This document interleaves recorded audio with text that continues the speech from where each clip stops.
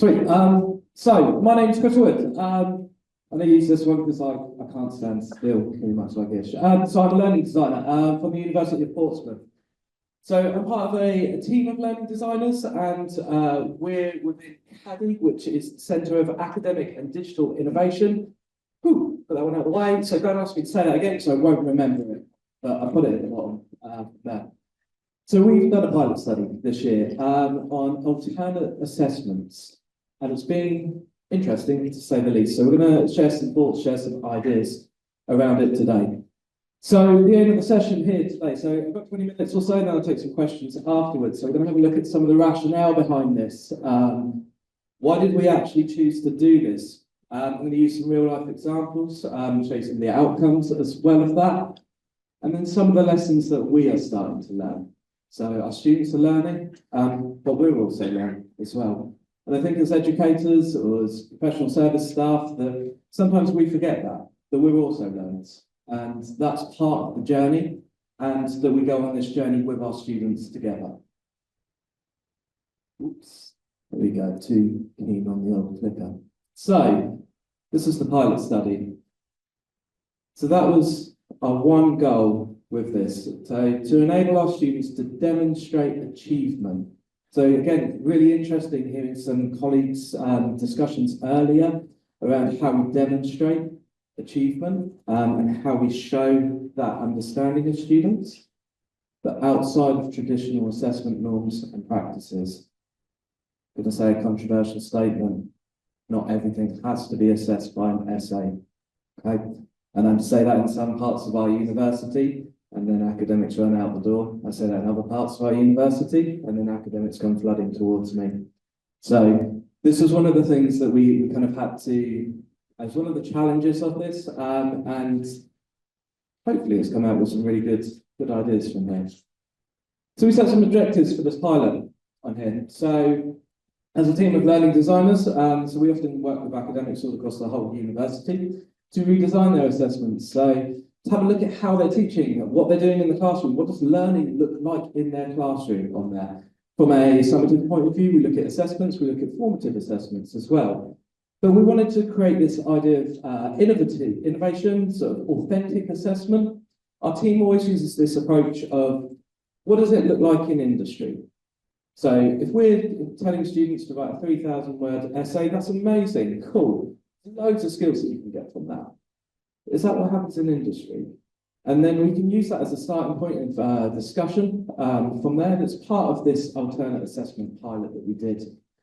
Of course, we can't do a presentation now without talking about AI, so we wanted to try and give some kind of guidance for staff and students around the use of AI in assessment, and we really wanted to assess our assessments. And what we were doing is we were looking at student feedback. We were co-creating with students, and we were saying to students, do you know what do you actually want from assessment? What builds value? What builds mattering? What builds ownership of your assessments? And how can we facilitate that? But we have these two caveats down the bottom here. Without compromising rigour, quality, or standards. So again, colleagues earlier speaking about PSRBs, we are well aware of PSRBs. And we do have pilots that are running that have PSRBs that have really sort of rated the way that we've done this, which is really great to see. Use this phrase very generously, with some relaxation on assessment regulations. So our Dean of Digital Learning, Ale Amelini, he had a special case for this one and was able to have some relaxation on the assessment regulations that allowed us to do this pilot. So let's go forward.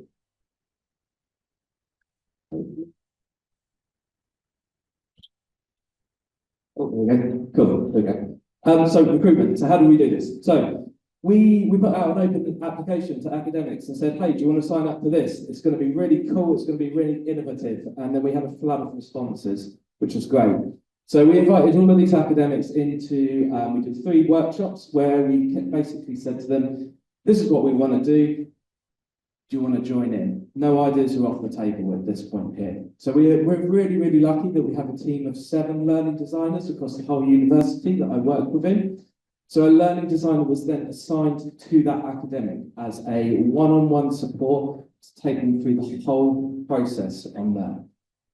So that goes from everything from the initial idea to the design to the implementation of it, and then how we put that to students and how we get those alternate assessments running.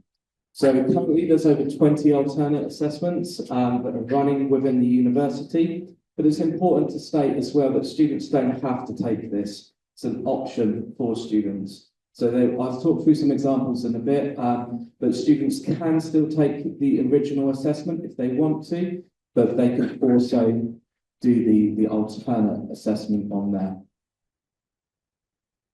So we believe that assessment choice matters, and I fundamentally believe this. I spent 12 years prior to coming to Portsmouth University teaching in further education. So I taught 16 to 18-year-olds music production in Portsmouth. For anyone that knows Portsmouth, there's large areas of deprivation within the city. These students came in with barely any GCSEs, but they could play instruments like there was no tomorrow. And that's what I really loved. And some students would be amazing at writing. Other students could speak amazingly about music and production, but they couldn't write their name on a piece of paper. So this has been my bread and butter for years. So what we said within the pilot is that, do you know what, you don't have to have that essay. You could have the essay, that's great. You could also draw it, you could podcast it, you could do a TikTok dance with it, you could do AI with it, you could do some kind of presentation on it. And we really opened up the floodgates to this. And we said no ideas were off the table, and we wanted to hear the most innovative ideas that we could. So we spoke about principles of authentic assessment. And if you have a look at the literature behind this, so we have that traditional approach on the left-hand side, and then we have the authentic approach. It goes back to my previous point of, we say to academics all the time, well, what does this look like in the workplace? What happens in industry? So the traditional approach might be that you have that selecting a response on there. It's that recall kind of the closed book exam. It could be a teacher structured. Now, what we wanted to try and do is to try and move it away from that. So we move it into the right-hand column here. So instead of selecting a response, we're performing a task. So what we're doing is we're valuing context over content. So to give you an example, content might be that a tomato is a fruit. That's amazing, brilliant. We know that, that's great. But the context is that you don't use it in a fruit salad. So without that, then the kind of the content has to have that context around it. And then we can do that with authentic assessment. We can make it its real life, it's constructed, it's that application of that content, and it's student-centered and it's student-structured. We wanted these to be meaningful, but we didn't want to move away from that academic rigor. So we still wanted to have students demonstrate their knowledge, their skills, their competencies that they would learn through, and that they would demonstrate through traditional assessment methods, but we just looked at it through a different lens. So the interesting part, some case studies. So this one here, so I've kind of covered the module names up with some kind of fancy titles on here. So the assessment originally for this one here. So this one was an essay, a poster, and then a discussion. So it's a law module within this here. So 50% for the essay, 40% for the poster, 10% for the discussion afterwards.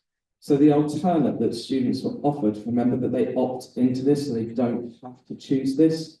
So students could choose within parameters the weightings.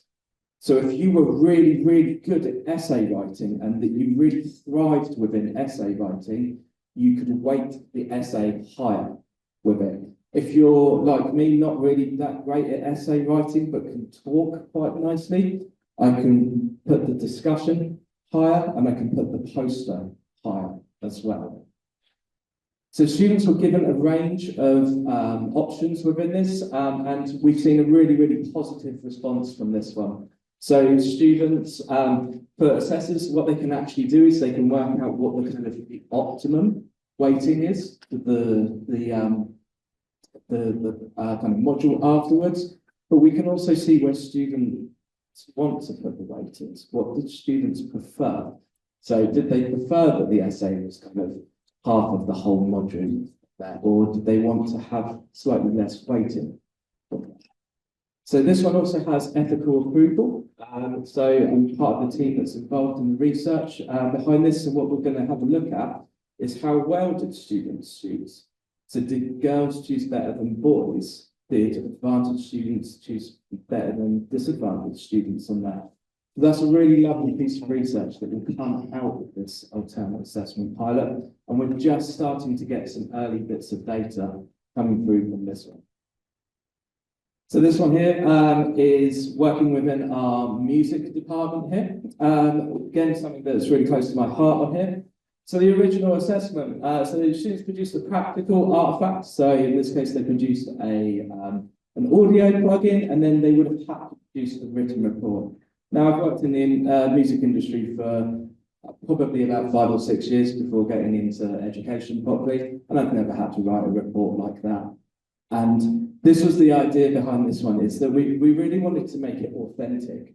And when we're thinking about authenticity at Portsmouth University, what we're saying is, well, what happens in industry, what happens in the workplace, how can we bring that into our assessments from here? So students had the choice. So they were given 3 options here. So they could do a report, which was the original one on there, so 1,500 words there. They could do a video, so 10 to 15 minutes that they could talk through their plugin, or kind of more what was like in industry was a Viva. So this was in person or online. And then they would sit down one-to-one with their teacher, and then they would talk through it, just as they would within industry. Now, a lot of this, the design of this is we spoke about parity. So what's the parity between a 1,500 word report, and then what does that look like as a video from there? How do they have that kind of the same kind of gravitas, or the same weighting behind it? And equally as well, that open book fibre, how can we make them all on that same level of that? Again, the take up on this one has been really, really popular, with a lot of students not actually opting to do the report, to be able to speak about it. Students naturally kind of want to show off these products. They've spent all this time designing it, and they want to talk about it. And for us as well, being able to see that in the assessment, that's really, really empowering for us. So this one here, is around a community project. So we had 2 case studies here. So 750 word draft proposal, and then a 2,000 word project proposal on there. And then both of these here, you can see that we've changed the 750 word one to a presentation, and then we've got a 15-minute presentation instead of the 2,000 word essay on here. So this was based around student feedback that had come through from NSS, but also focus groups that we had done with students, and we were leading with that from what kind of students wanted to do, but students also co-created this. So we went into that class and we said, what do you guys want to do? And that was the starting block. And then we took that and then we developed it into the alternate assessment from there. The final one that I'm just going to have a talk about here. So this one here, it was an oral presentation as a group, and this one went the other way. So we've gone from that kind of the presentation side of it to the essay on there. And again, this was based on student feedback. And what they wanted to do, we had a look at the whole course holistically. And then if you look at the assessment data across the whole thing, there was a lot of group work, there was a lot of group presentations within it, and the students felt that there was a bit too much there. So by giving them the option to go back to that 1,500 word report on there, that's what formed the alternate assessment pilot here. So what we've learned so far. So we're kind of early with this. So this has only been happening this academic year. And we're starting to see some results come through from this. The general response from students has been incredible. The response from academics has been very, very positive. And I think given the right vehicle, academics are really up for doing this type of thing. They're up for pushing the boundaries. They're up for thinking about assessment in a different way. And a lot of this has stemmed around, so a lot of the academics that we work with, they've been working in a traditional way for a long time. And it's like, well, why are you doing your assessment like as an essay? So, oh, I've done that for years. Oh, is it working? Well, it's like, well, no, I've not really looked at enough doing it. This has really been empowering for our academics, but also for our students. So kind of two drivers that we see at the moment in terms of what we feel is coming out of the project. So we do need to support our academics in the design, the construction, and the implementation of this, because we can't expect them to do it by themselves. So it's having that pedagogical underpinning, it's having the understanding of how assessment works, it's understanding, well, how does this link into industry? And we're just essentially empowering those academics to do that. But then the final part of this is that students also need to be supported in this. So it's not just about getting an academic to change the way that they're thinking about assessment. It's not just saying, well, okay, rather than doing that essay, why don't you get your students to do a presentation or a podcast or something like that? We have to support students in this. So we need to make sure that they understand the instruments in which they're going to be assessed against these learning outcomes, how they can then show the knowledge, the skills, the understanding through that medium into the learning outcomes or whatever it is they're doing from there. So those are the two big drivers that we've kind of found so far. And as I said, so there's some really interesting projects that are coming out, and we will produce some papers from there as well. But this brings me towards the end, hopefully. Okay, cool. But yeah, just to say thank you, really, and thank you for listening. It's really early stages. It's a kind of a leap of faith at the moment. But if you do want to see some of the amazing things that we do, so caddy.port.ac.uk, you can drop off there and you can see all of the things that we do, including some of the things around the alternate assessment pilot, and some kind of showcase stuff in there. So yeah, that's me done. And then I think open for questions.